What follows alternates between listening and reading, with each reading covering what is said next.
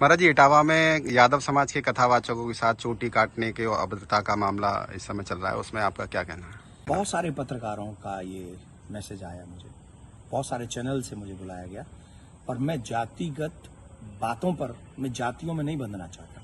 मैं सनातन कार्य के लिए कार्य कर रहा हूं, मैं सभी सनातनियों को जोड़ना चाहता हूं। रही बात चोटी काटने की, गलत है। किसी के भी साथ दुर्व्यवहार नहीं करना चाहिए। कोई भी किसी भी प्रकार का दुर्व्यवहार करता है वो ठीक नहीं।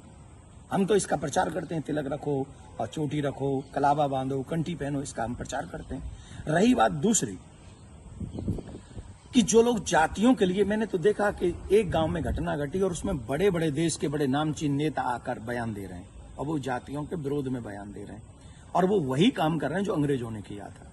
मैं ये जानना चाहूंगा, अभी आप लोगों ने भी सुना होगा, मथुरा में एक कांड हुआ था, एक टेम्पो वाला पकड़ा गया था और उसने 23 लड़कियों के साथ दुर्व्यवहार किया था। उनकी वीडियो, उनकी पिक्चर्स और उनके सब हैं, और वो हट जाति के थे। वो बच्चियां जो थी वो हट जाति की थी। तब कहां चले गए ये सारे मर्द? क्या एक पुरुष का मान सम्मान स्त्री के मान सम्मान से ज्यादा है? हम स्त्री के मान सम्मान के लिए क्यों नहीं खड़े हुए? इसका मतलब ये नहीं मैं कह रहा हूं कि पुरुष का अपमान हो जाए तो हो जाए, अपमान किसी का नहीं होना चाहिए। जब लोग मूत्र जिहाद करते हैं, लब जिहाद करते हैं, थूक जिहाद करते हैं, तो वो जब थूकते हैं ना भोजन में, तब इसलिए नहीं थूकते कि ब्राह्मण पंडित जी जय लेंगे। उसमें सब आते हैं, पंडित जी भी आते हैं, यादव जी भी आते हैं, सिंह साहब भी आते हैं, अग्रवाल जी भी आते हैं, चौधरी साहब भी आते हैं, लिमका भी आते हैं, ढिमका भी आते हैं, सब आते हैं। वो सबके लिए थूकते हैं, वो सबके लिए मूतते हैं, वो सबकी बहन बेटियों पर नजर रखते हैं।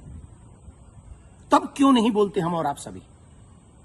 बताइए, मैं जानना चाहता हूं। ये जितने भी लोग आज विवाद कर रहे हैं, ईमानदारी से बताइए, भगवान श्री राम किस लिए आए थे? वो तो क्षत्रिय थे। भगवान श्री कृष्ण किस लिए आए? वो तो यदुवंशी थे ना। किस लिए आए थे? बताइए मुझे, जरा जवाब दीजिए, जो अपनी अपनी जातियों के जो नेता बने बैठे हैं।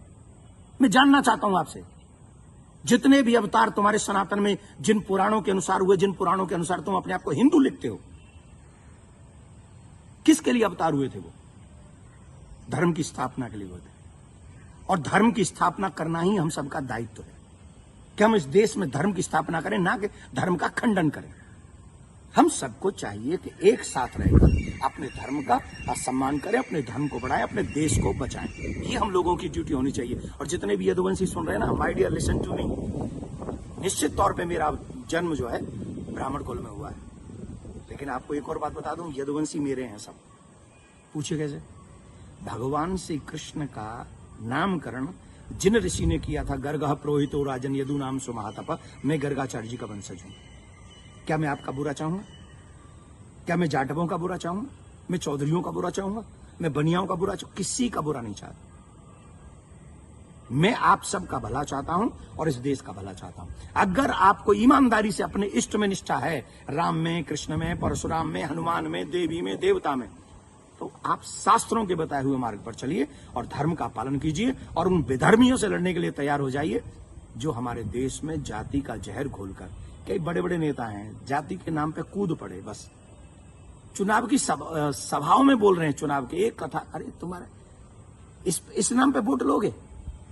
लेकिन महाराज जी, सवाल ये आ रहा है कि ब्राह्मणों के अलावा और कोई समाज का व्यक्ति कथा कर सकता है कि नहीं कर सकता? क्यों नहीं कर सकता भाई? कथा प्रवचन कहीं भी करे। हम अपने बच्चों को कहानियां सुनाते, कथा सुनाते हैं, क्या बुराई है? हर एक जाति के व्यक्ति, मम्मी पापा, दादी दादा, नानी नाना तो अपनी ही जाति के होंगे ना। कहानी सुनाए, कथा सुनाए, कोई बुराई नहीं है। लेकिन व्यासपीठ पर बैठ के सप्ताह करना, देखिए उसकी विधा, हम शास्त्रों की बात करेंगे। यहां मैं अपनी बात नहीं करूंगा। मैं ब्राह्मण कुल में मेरा जन्म हुआ है, लेकिन कितने ऐसे कार्य हैं जो मैं खुद नहीं करता। जैसे यज्ञ कराना मैं नहीं करता, क्योंकि उसमें मेरी नॉलेज नहीं है। विवाह कराना वो मैं कार्य नहीं करता। अंतिम संस्कार में भी जो 16 संस्कारों में से एक है, मैं वो नहीं करता। जो चीज मेरे हाथ में नहीं है वो मैं नहीं कर सकता, और जो मेरे हाथ में है वो मैं कर सकता हूं। जब हम भागवत करते हैं, एक अनुष्ठान करते हैं, अनुष्ठान को अनुष्ठान रहने दीजिए। सत्संग, प्रवचन, रामायण इत्यादि हम सब करें, कौन रोकने वाला है? और कितने ऐसे लोग हैं जो ब्राह्मण नहीं है, वो भी कथा कर रहे हैं। हमारे यहाँ तो मुस्लिम भी राम कथा करके गए हैं और हमने उनको स्वीकार किया। रसखान को हमने स्वीकार किया है। रसखान के पद हम लोग गाते हैं। तो इसमें जाति के चक्कर मत पड़िए, जाति बंधन मत फैलाइए। मैं हाथ जोड़ के प्रार्थना करता हूं, आइए हम सब एक हों, सनातन, देश और धर्म और आने वाली पीढ़ी को बचाएं। यही हमारा दायित्व है। जय श्री राम।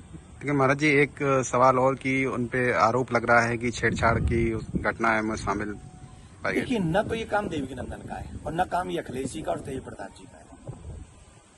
जो चीजें हुई हैं, अब कह रहे हैं कि 2 आधार कार्ड मिले हैं, कोई कह रहा है उनको छेड़खानी हुई है, कोई कह रहा है उनकी चोटी काटी, उनका अपमान किया गया। तो इसके लिए संविधान है, इसके लिए प्रशासन है, हमें बांटना नहीं है। प्रशासन अपना काम करे, जहां जो जिसकी गलती हो उसे सजा दे। पंडित जी की गलती है तो पंडित जी को सजा दे, यादव जी की गलती है तो यादव जी को सजा दे। लेकिन जो बड़े बड़े लोग हैं, जो बड़े बड़े पदों पर बैठे हैं, उन लोगों को जातिवाद फैलाकर समाज को लड़ाना नहीं चाहिए। ये अच्छी बात नहीं है। धन्यवाद।